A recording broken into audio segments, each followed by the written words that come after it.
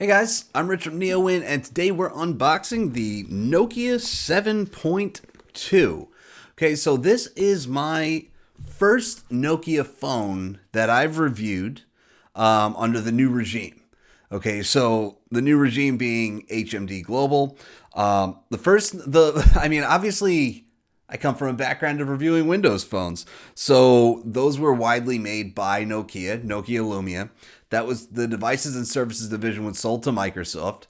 And that ended up dying. And Nokia was reborn under HMD Global. And this is actually the first handset that I've actually gotten my hands on. Obviously, it's an Android handset. And they've brought back a lot of cool stuff. PureView is back. If you look at like the Nokia 9 PureView, very cool. Zeiss optics. They use Carl Zeiss lenses. This one has Zeiss optics, and this phone costs $299, which is pretty cool, considering the kind of features that it packs. So if we just open this up, right, here's the phone, and this is a gray model. This is an Android One phone as well, which is also pretty cool because it means there's no bloatware on there. And Nokia phones are not known for their bloat. So that's a good thing. Now, look at this. Beautiful device. Okay, it's got that kind of matte look, but it's also got some reflections in it, which give it a very stylish look. Fingerprint sensor on the back, and it's got that round camera module there, which it reminds me a lot of those old Lumia phones. Okay, for example, I just went and grabbed this, but I have the Lumia 830 right here, right? That old round camera module. It wasn't in all the Lumias. It actually wasn't all that popular. It started, I think, with the Lumia 1020, which had the big sensor on the back. That was the 41 megapixel one, and then I think the Lumia 950 XL was the last one to use it. So let's see what else is in the box. Okay, and there's not much. There's a SIM pin on here. And a charger, I assume. USB Type A to Type C cable. And a Nokia charger. This is a 10-watt charger. Okay, we also have right here headphones, right? Good old 3.5 millimeter headphones. God, I miss it. It's very nostalgic or reminiscent of the old Nokia days here, because man, I remember those Nokia headphones that used to come in the box, and I used to love them. All right, so the phone itself, this is one of the selling points is the triple lens camera, which is cool because it's a $299 phone. The main sensor is 48 megapixels, which is going to use quad pixel technology, essentially combining the 4 pixels into one for better low light performance to create those larger pixels. And that's going to leave you with a 12 megapixel image. Okay, so we're restoring from a backup on this device. And so you can see it's a very nice device. It has something of a chin there, right?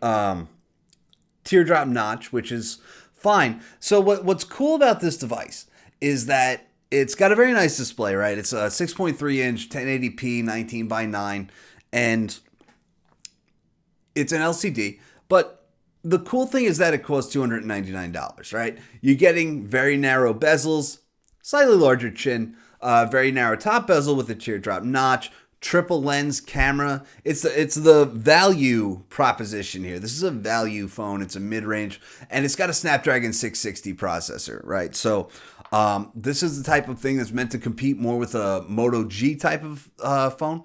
And I think it does that very well. It's a very nice, triple lens. I don't even think the Moto G had a triple lens phone, and that cost $300. A triple lens camera, that cost $300. And the Moto G is one of those smartphones that's pretty much critically acclaimed. Now, it's like the standard. It's where the bar is set for that mid-range $300 price point. So, it's got a metal frame, a glass back, a triple lens camera, fingerprint sensor on the back, 1080p 19 by 9 display. Like this is a solid device.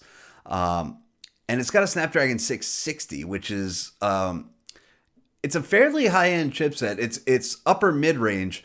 It's not quite like 700 series is considered high-end, and then 800 series is premium. I don't even want to go there, but it's a good chipset. It's a great display, and it's going to be a solid camera. I can't wait to try the camera.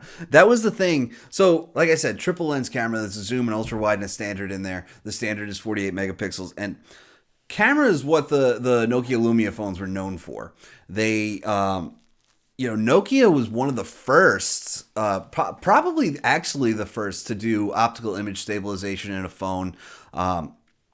It was the term pure view. They had the Nokia 808 pure view. That was the first 41 megapixel. That was like a Symbian phone. And what they did was that they did oversampling, and that's almost what this is doing here with the quad pixel. Like Nokia was almost ahead of its time in that way. Oversampling was like it basically is what it did. It took that 41 megapixel image and it condensed it down to, I think it was 8 megapixel on the PureView 808 and then 5 megapixels on the Lumia 1020. And then they did PureView 2.0, which was really just optical image stabilization. That was in like the Lumia 920. But Nokia really set a lot of, it made a lot of firsts in the smartphone photography market. And obviously it kind of stalled at some point because they did get bought by Microsoft. Microsoft didn't care as much. And then Windows phones were killed. So then Nokia came back, and I think it's starting to try to get into that camera innovation again, and it's tougher now because I feel like other smartphone OEMs are really trying just as hard. They're like, everybody's pushing the limit. Companies like Huawei, even Apple. Like Apple was terrible at cameras for the last few years. They came back with a bang this year with the iPhone 11 Pro. Huawei, Apple. I mean, Samsung over sharpens there. Well, so does Huawei. Samsung oversaturates. Huawei over sharpens. There's a lot of stuff going on in the smartphone photography market, and that's actually very cool to me. So, I'll have a review on this in a few weeks. I'm going to spend some time with it, so stay tuned for that. I'm Rich from NeoWin. Have a great night.